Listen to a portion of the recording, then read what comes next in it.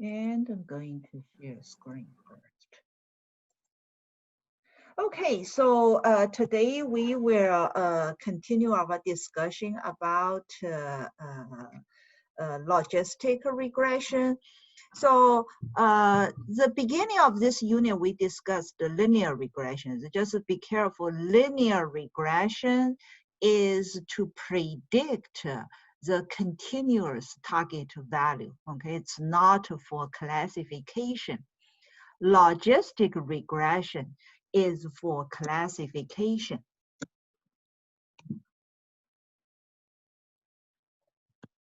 It's for classification, okay? And previously, we also learned the perceptron and the adeline for classification, okay? And over there for the classification, we just say, okay, you predict it is or it is not. Is it? So it's 100%. Is it? But for logistic regression, the classification is not 100%. Okay, so it's the classification with certain probability. So that's the difference also, okay? And also remember, generally speaking, logistic regression is only for binary classification. But we will see in our examples.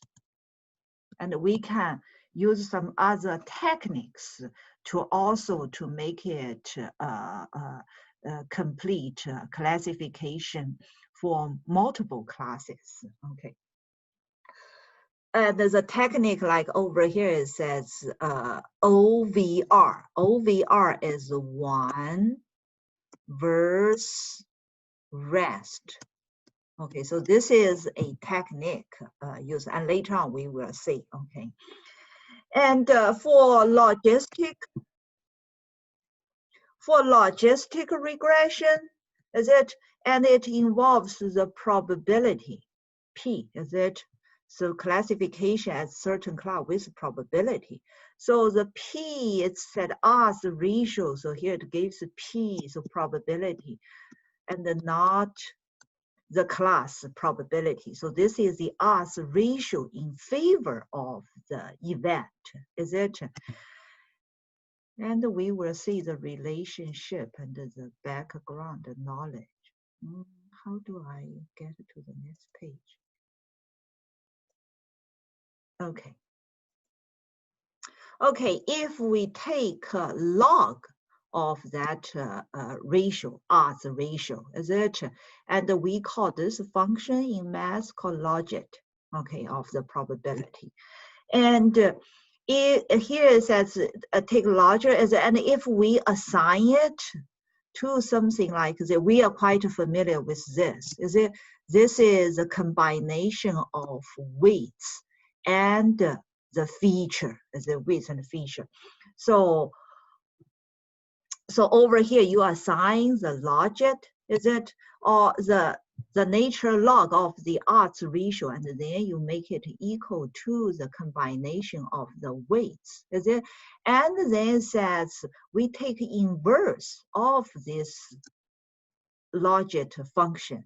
That's our sigmoid function. So yesterday we also discussed the sigmoid function. Is it what it looks like this, is it? Sigmoid. And the Z in this case is our combination, okay, Wi and Xi. Is it? Is a combination of all of the features and its width. And what it look like for sigmoid function, if you recall, is that it's between 0 and 1. Is it? So this is at phi z, is it? And here is z, is it? And here we have 0.5, is it? Looks like something like this. Is it? So it will never go beyond 1. It's approaching to 1, is it? And here, the 1. So this function basically also represent the possibility. So the probability of a sample. belongs to that class. Belongs to a class, okay. And what here the rule is, if Z is greater or equal than 0, is it 0? So that means your sigma Wixi greater or equal than 0. So it's the right part of the coordinate system, is it? Then you can see from this sigmoid functions distribution, is it? You can see it's greater than 0.5. Is it greater than? So that means the probability of sample belongs to that class is greater than 50%. If the weights and the feature less than 0, then the probability will be less than 50%. So that's the general idea, okay, about this sigmoid function in our logistic regression. Okay, and over here it shows us compare the add line and the logistic because they have a lot of similarities, is it? So in add line, if you take a look, the activation function is linear, is it linear? But here with logistic regression, because both use for classification, okay. Classifications. And over here for the logistic regression, then it is sigmoid. It's this sigmoid. Okay, so that's it. And all of the remaining are pretty similar. So here we just compare that. It helps us to understand, is it? So the major difference is one uses linear activation. Here we use sigmoid, is it? And yesterday I explained why we switch from linear activation to sigmoid, is it? Because if we don't switch from linear to sigmoid, and sometimes with a couple of simple samples, it can cause the prediction wrong. But with sigmoid, then to smooth out, is it? So that's why, okay. So that's logistic regression, and I already explained what that logistic regression, that function phi z means, is it means the probability, is it, of a sample belongs to that class, is it? So here it shows, this is called conditional probability, is it? So the condition is the sample's feature and the weights. That's what the ohms, is it? And the probability that this sample belong to class 1. That's called the sigmoid function, what it means here. And then like I previously also explained, is it, as this is that phi z and z, is it? And here is 0 to 1. And here's 0.5. It looks like it's more smooth. Is it more smooth? So here it says, if it is greater than this middle point, is it? This is sigmoid function. That means probability greater than 50%. Then our hat, we just said it's 1. Okay, it is that class. Otherwise, we said it's not that class. So that's why we call this binary, okay, classification. So it is either this or not, is it? Oh, did I, hold on, did I start recording? Is the recording on? It is. I see the little button. Oh, it is on, good. Because sometimes I forgot to record. Hold on, let me get to the next page. And yesterday we also explained for logistic regression, because we also going to use gradient descent for logistic regression to learn, to do the train, is it? To do the training, etc. And then we need to know the cost function. Okay, and in add line, we already know, is it? For linear, we use SSE, or sometimes we use MSE. Is the sum of the square of error, okay, or mean square error. And here, we cannot use that. So we need to come up with the cost function. That the cost function over here is use the likelihood concept. Okay, so what is the likelihood? The likelihood is with all of the samples. That all, but over here we need to have this assumption that all samples are independent of each other. Otherwise, we cannot use this formula. Okay, this is from your statistic. Okay, the probability, okay. So they must be independent of each other, each individual sample, okay. And then, and we already know, is it?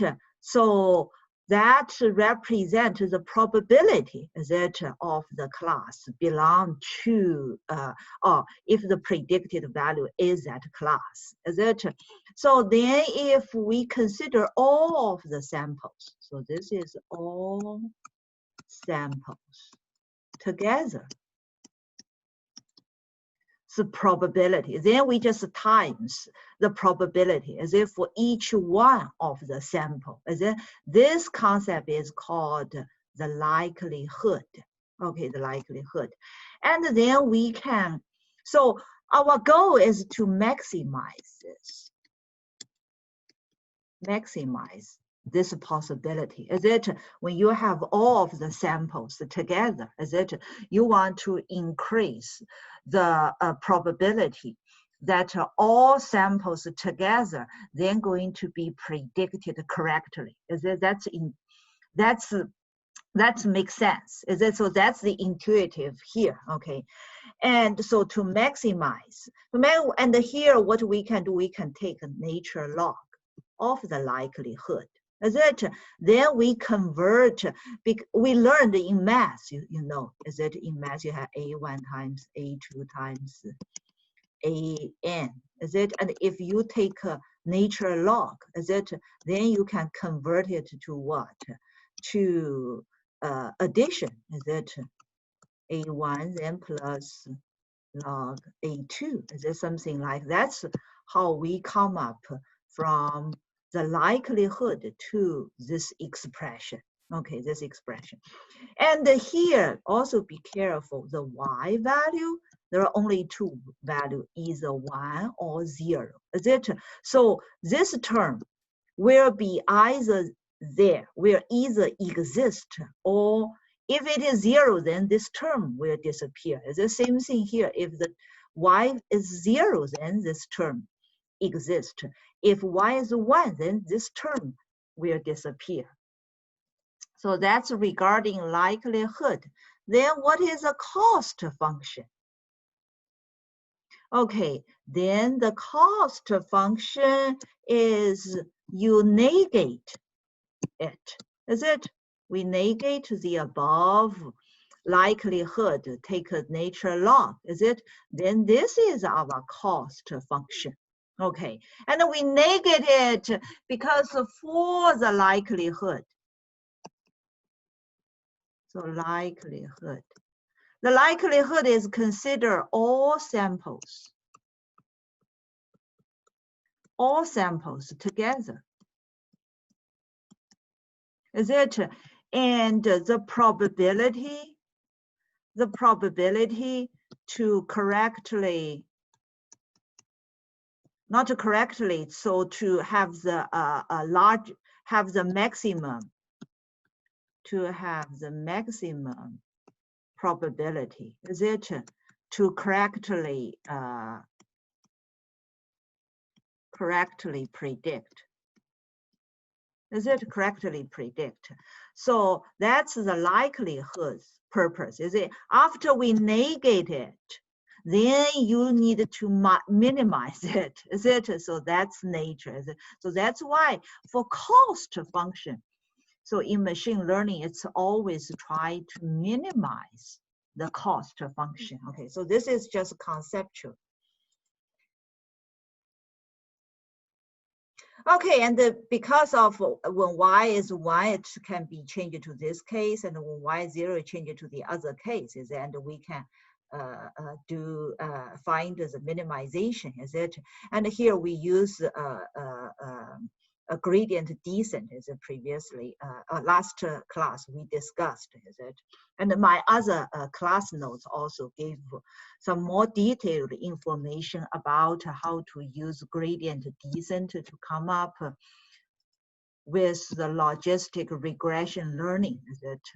And next, what we care more is how do we use the logistic regression, is it? So here, we are still going to continue use the sklearn, the scikit-learn, the logistic regression. And scikit-learn, the logistic, it's not limited to just the binary classification, okay? So it supports multiple class settings, okay, setting.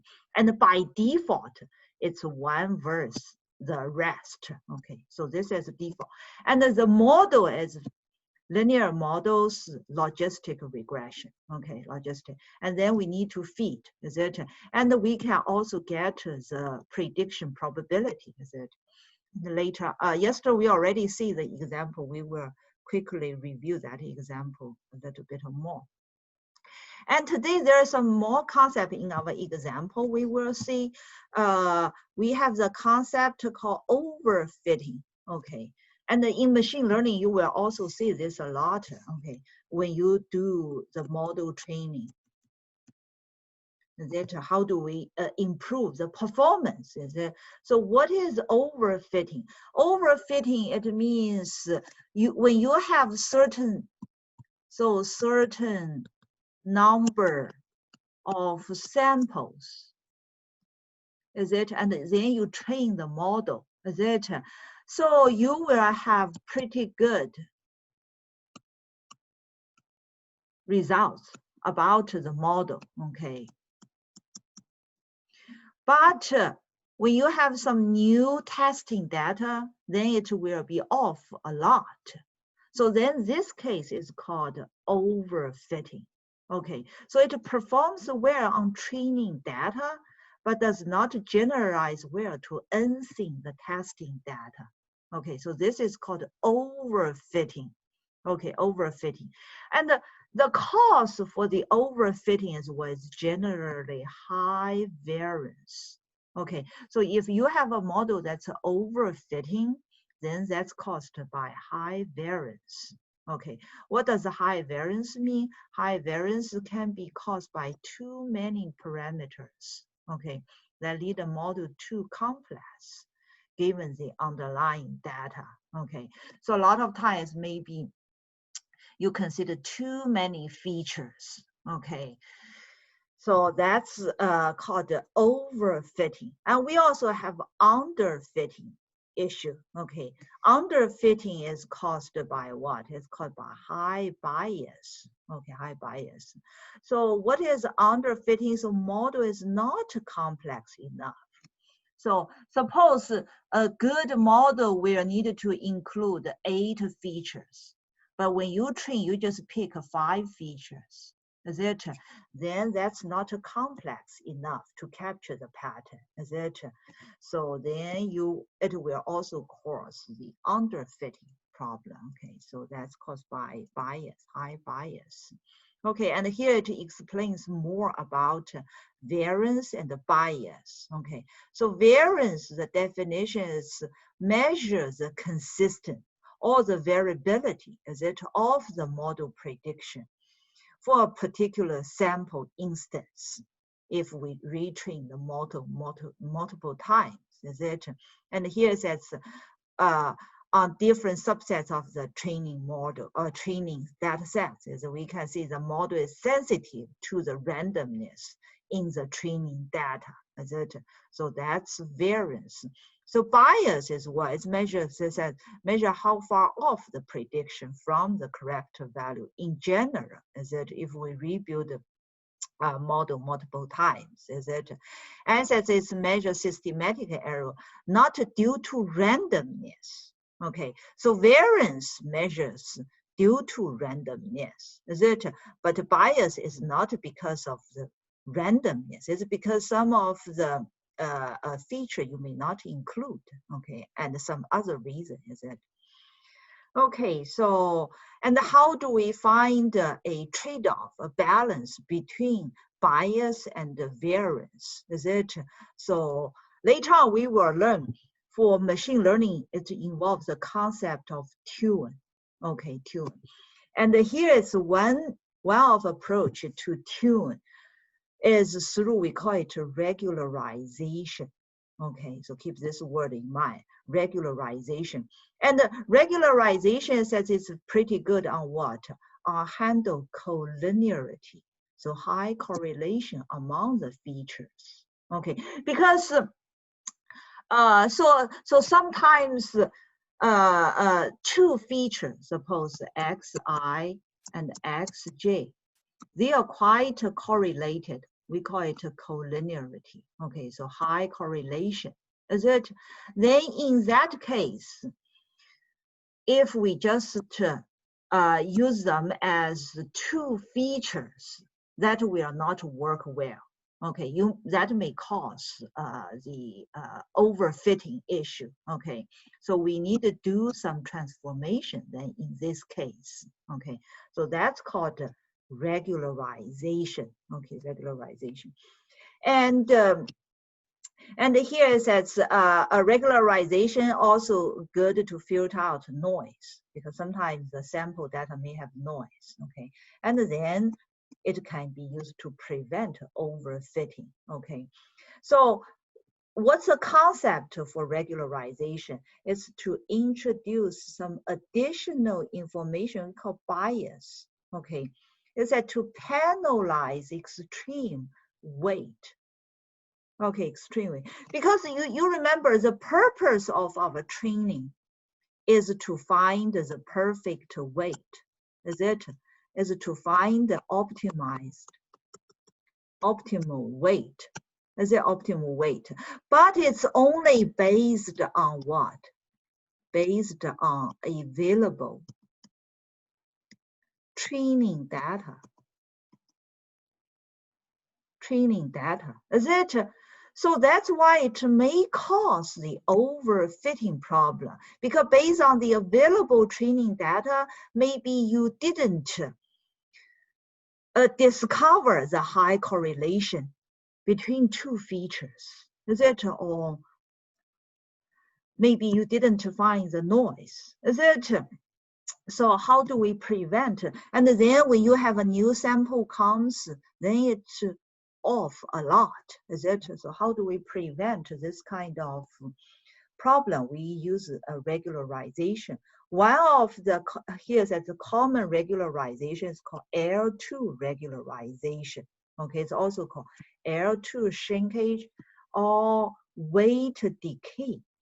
Okay, weight decay. So L2, what it represents, it uses some parameter called lambda. So here is a summation of all of the weights, the square of the weights, is it? So sum of square of weights, is it? And then you times some parameter, divide by 2, is it? We use this special term. And what that, where do we add it? We are going to add it, this special term, to our cost. So add to cost function.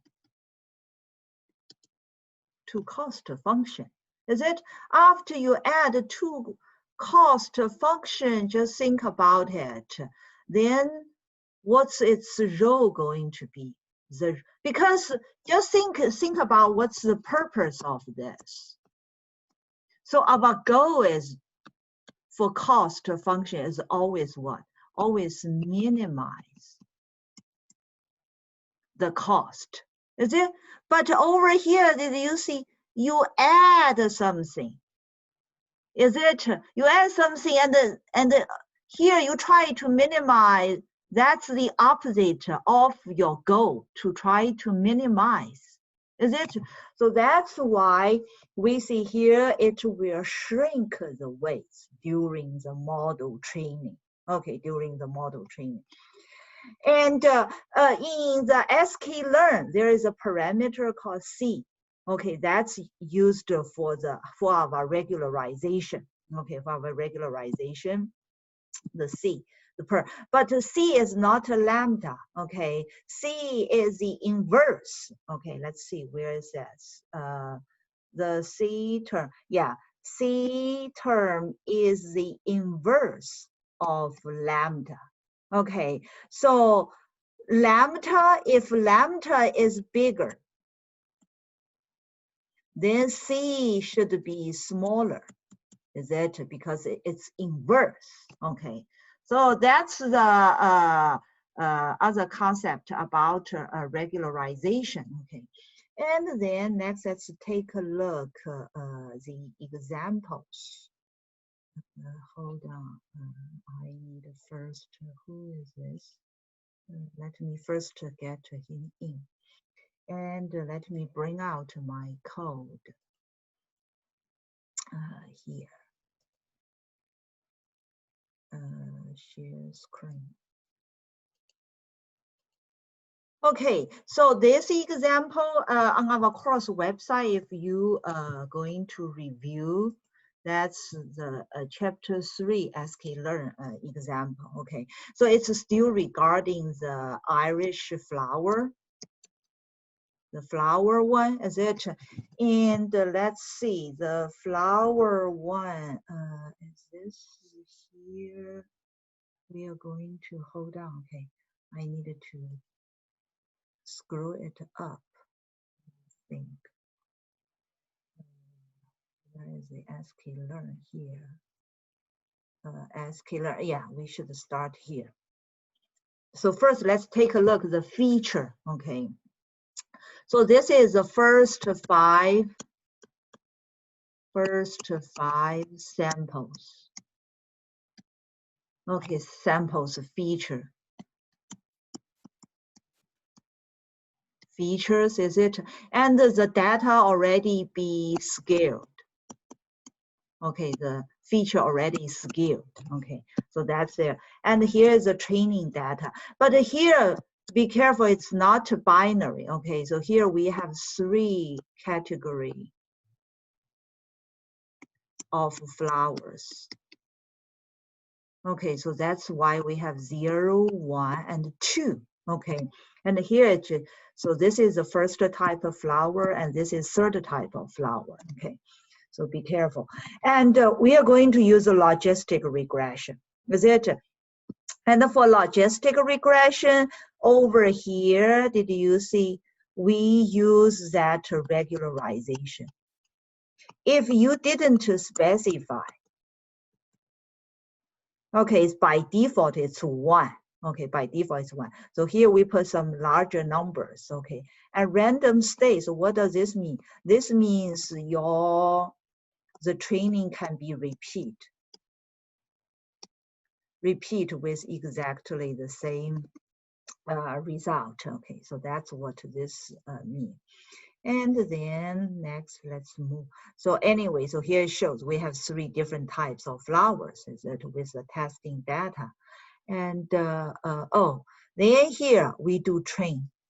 Is it? We do training on the training data set. Okay, after we do the training data set for sklearn, if you call the prediction probability, is it, and plug in with your testing data, over here, yesterday I also explained what are all of this gives you. This gives you, this is third class prediction. This is probability. So the probability is what is around 85%, is it? And for the first sample, it has a 15% probability to be the second class, is it? And very low probability, it's almost 0% probability to be class 1, is it? So this will tell you about the probability to be in a certain class. And then if you really want, okay, which class it's going to be, then you can call, you can do the, oh, this is just verified that if you sum all of the probability, is it for the first row, is it, and it will get 1. Is it for the second row, it will be 1. For the third sample, it will also be 1, okay. And then if we, so then you may want to know, is it which class it is it? And you remember we learned the argmax, is it? And with the argmax, then you can find out, is it, which class it is, or you can call the predict. Okay, manually, here's a menu to call the predict model, and then it will also give you which class it is, okay. And here it also shows, if you want to have a single sample, you want to predict, is it for some single flower, and be careful, okay, you need to call the reshape, and with -1, is it, you remember we explained this, what it means. So if for a single flower, just make sure call reshape, okay, then that will help you to get the data. Okay, so that's regarding this example. And the next, let's move on to the next example. Is this example? Yeah, that's the example. The second example is also on our course website. If you take a look, you will find the name is called ML, logistic regression, okay, after class if you want. And this is a data file, okay, and a pretty simple ones. This is regarding two exams, students exam, okay, exam 1 and exam 2. And this column means if the student will be admitted or not based on the 2 exam scores, okay. So here it shows what the data is. And then here it gives us, so total we have 100 samples, okay. And here it also shows us the data, so do the plotting, etc. And here we do scattered, so that's why you see all of the sample points, etc. And you can, we have that plotting unit there, okay, on our course, so you can study. And legend, so if you have label, as here I label exam 1 score, exam 2 score, etc. And you can have the legend. So this is regarding the legend, okay, legend. And the scattered points, so just give the detailed data plot. And then we are going to do the training and the learning, is it? So the very first thing always do is do the test and the train split as a test. Here we use 30% as a 30. And I already explained what random state 1 means. This means it can be repeated, okay, the same, because otherwise each time when you, if you don't, then second time, if you don't keep this, because it's random, is it going to do the split, then it will not get, you will not get the same result. You may be surprised. In this case, if you put as 1, then you will be guaranteed, no matter how many times you run, it will have the same result, is it? And what does the stratify equals y mean, is it? Because over here, you just see, if you, so if the data arranged as 3 category of flower, the first, second, and the third, is it aligned like this order sequence? Is it? And if you just take 30%, okay, this is 70%, this is 30%. Then did you see for your training data, you will miss the third class, is it? So the data for the training sample not equally distributed, is it? So that's not we want it to do, is it? So for stratify, then what it's going to do is, even though it's order, so I'm going to split each one of it as 70%. So I will take this 70% from each of the samples or from each of the categories to let it be the training data set. Okay, that's what the stratify means. So keep your sample balanced, okay. And then what next should we just do some bin count, is it? So that's not a lot of new things. And we also do the data scaling, as this belongs to pre-processing, is it? After that, remember, okay, you need to transform the data, okay? And after that, we are going to do logistic regression. And for this logistic regression, we didn't specify the argument value, so they will take the default values. Okay, there are a number of parameters. You can check the library. Okay, later I'm going to show. And then you can fit. After that, you can get some related information. Here it's called intercept and the coefficient. Is it? So this intercept and the coefficient is regarding what? Is regarding W0, W1, and W2, okay, regarding the weights, okay, regarding the weights for that sigma WI, okay. And then you can also do predict, is it, with the testing set. So this is regarding testing set, is it? And then you can check how accurate, how many correctly predicted, is it? And the sum of them.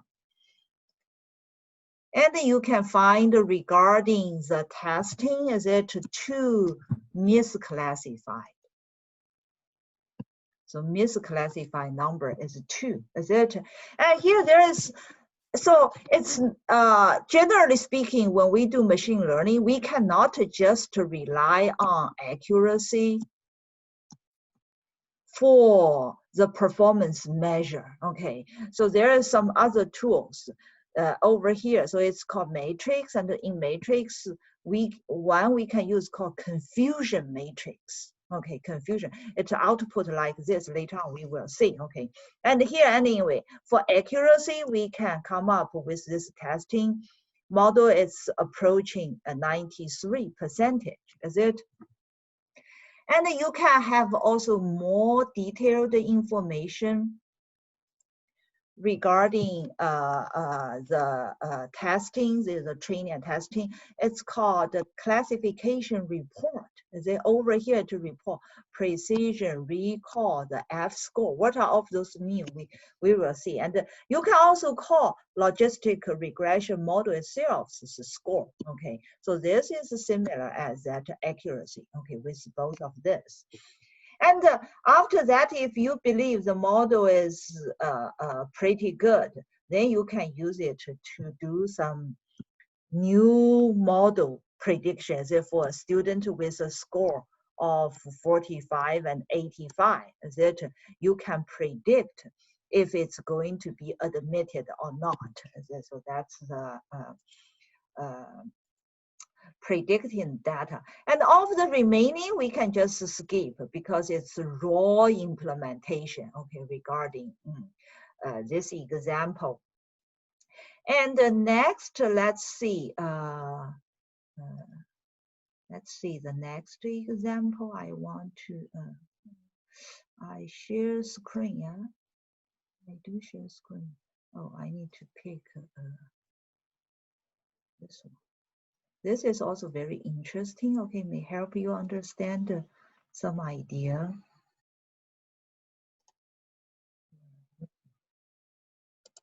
Okay, and so this time let's also see, because you will see now for image recognition, is it machine learning used that a lot? Is it vision? Is it computer vision? Is it?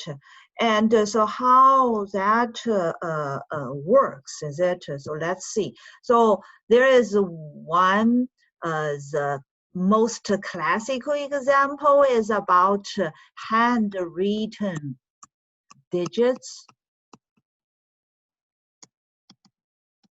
That's the simplest case, 0, 1, 2, 9, is it? And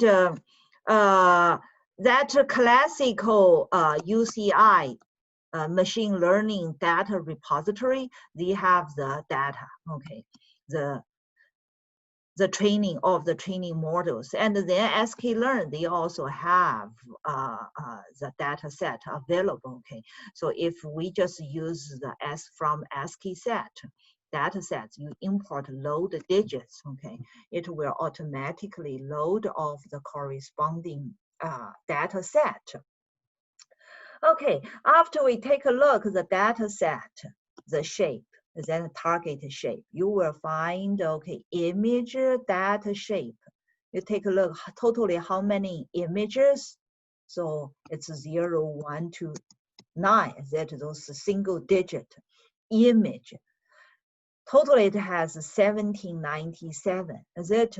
What is this? This is the number of features. So you may be surprised, what are these features? What is it? Okay, and here the image, each single image itself is 8 by 8. So what this means, this is 8 pixel by 8 pixel, okay? It's a pixel, okay? And but in machine learning, we are not going to do this.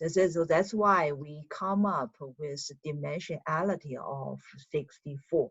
Okay, so it's 8 by 8. Okay, and you may still be a little bit of curiosity or curious what that means. Okay, so here let's take a look the plotting of the image, because it's 8 by 8 pixel. So the quality is not good. You can see, is it? So here we use the pie plot, is it? And we have 5 pictures. So the first 5 samples here, is it? And we are going to draw all those 5 samples, is it? How do we draw? We call the image show, is it? And you get your image and its label, as here we do the zip, that's what we previously learned, and enumerate will generate the corresponding 0, 1, 2, 3, 4, 5, is it? The index value, is it? And we are going to draw it. It's 8 by 8. So each of this represents a pixel, as it represents. And the format, we are going to use the color maps, grayscale. It's not a color, okay? So this is for color map, okay? And then you can see it's not that high quality, is it? So first 0 and 1, then 2 and 3 and 4, is it? So 8 pixel by 8 pixel. But anyway, so even with this, let's see, how do we do the training? Okay, how do we do the training? So this is original pixel, is it? Pixel. So it's 8 by 8, is it? And then we need to convert it to what? To 64, is it? So 8 by 8, it's 6. That's a feature, okay? And then next, let's see. The first thing is we are going to have all of the data be splitted by training and testing, is it? And then we are going to use logistic regression. But here, be careful. So here, how many classes? So this is not binary. Definitely. Is it binary can only be what? Okay, is it 9 or not. Is it?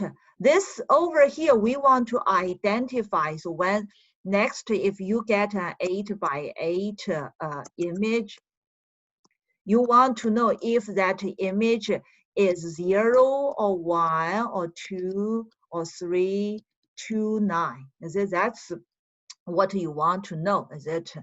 And so it definitely, this is not a binary. Is it? This is multi-class.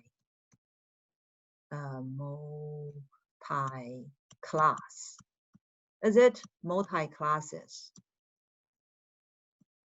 Anyway, multi-classes, is it?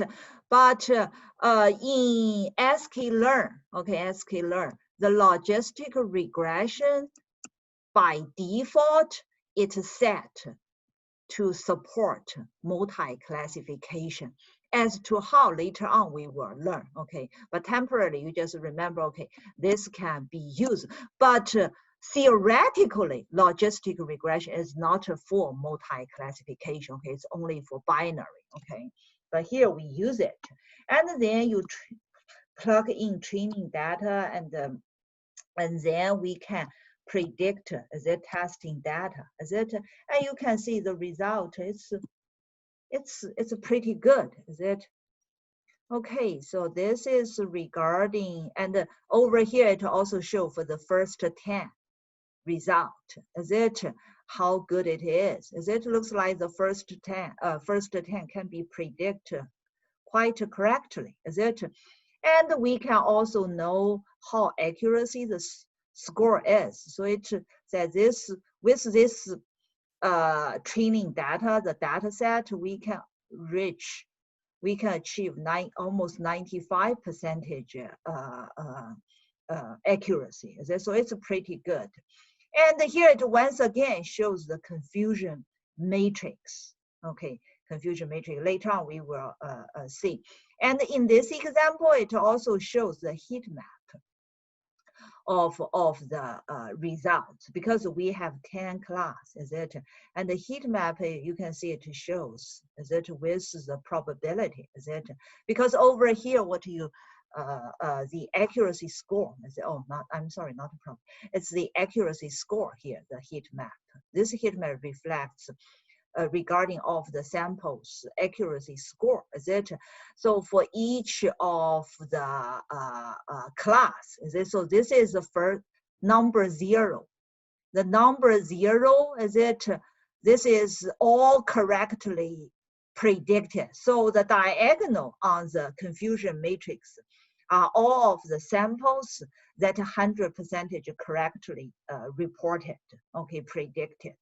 So from the heat map, you can see, is it? So if the color is light, so the result means it's better. If the color is dark, the result is not good, is it? So, but anyway, so here it shows the accuracy score is 95%, okay. And what the next one shows, because a lot of time you also want to find out in your testing and training sample, which sample not correctly predicted, is it? Wrong predicted data, is it? Then you can borrow this section of code to do it, is it? So with the label and the prediction, is it? You zip the test and the prediction results, is it? If they not match, is it? Then you are going to add the index, is it, to the misclassifications index, is it? And then you will find the specific not correctly reported result, okay? And for that handwritten digit recognition, and the data that you can also call fetch machine learning data, and then you specify it's MNIST, okay, MNIST original data, okay. And if you get it, and it's much better, the high quality, the quality is not 8 by 8, it's 28 pixel by 28 pixel. Okay, so that's why the feature this time is 785. So this is all features. You may be surprised. Is it what are all of those mean? Later on, we will also explain this. Okay, but temporary, you just have the idea with regarding this MNIST data set. If you know a picture, certain pixel by certain, the number of features is going to do the row and the column, okay, multiply together. That's of the data set. And you can try with this one also testing. And so if we take a look, is it the result?